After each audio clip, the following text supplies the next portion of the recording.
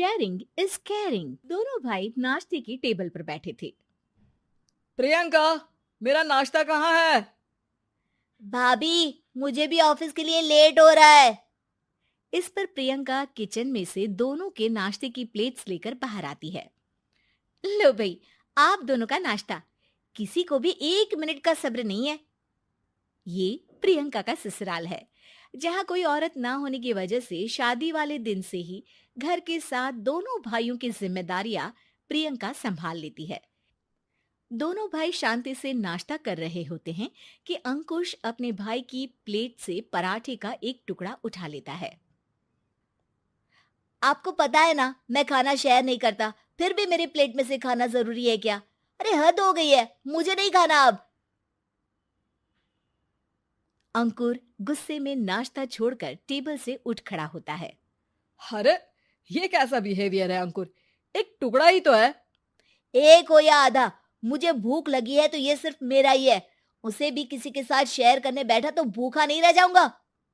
अरे बाबा ठीक है, अब इस पर भी लड़ाई।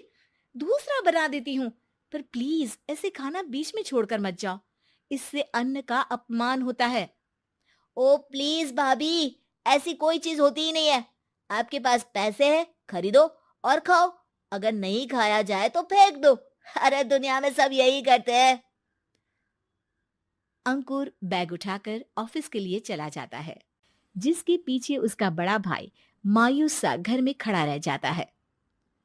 जिसने बचपन से सोने की चम्मच में खाया हो, उसे दुनिया के बारे में क्या पता होगा।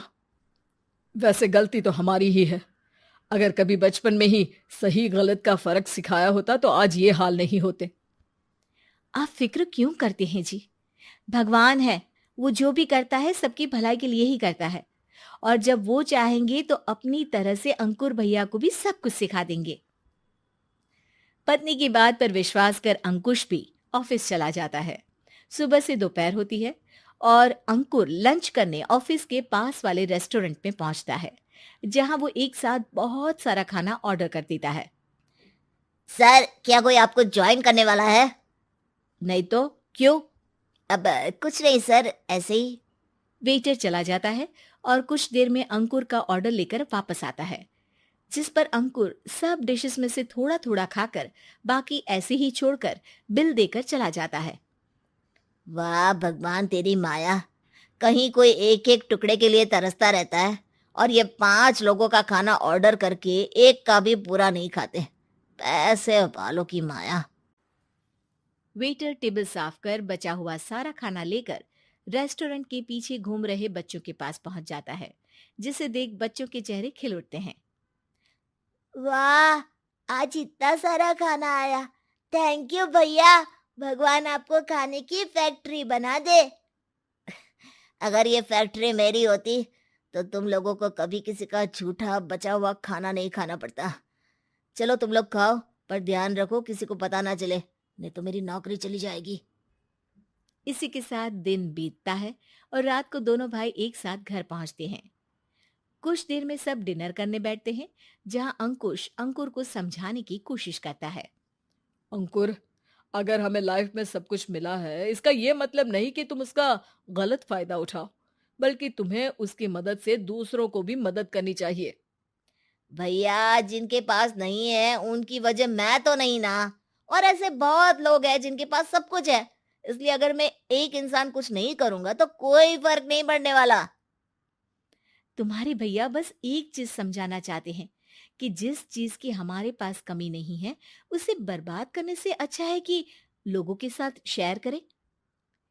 इससे हम सिर्फ सामान नहीं, खुशियां भी बांटते हैं, और इसमें तुम्हारा ज्यादा कुछ तो जाएगा नहीं। भैया भाभी की बात सुन अंकुर कुछ बोले बिना उठकर चला जाता है। इसी तरह दिन बीतते रहते हैं, जिसमें अंकुश और प्रियंका कोशिश तो बहुत करते हैं, पर अंकुर पर किसी भी चीज का कोई असर नहीं पड़ता। एक दोपहर अंकुर सैंडविच खाते हुए सड़क के किनारे चल रहा होता है।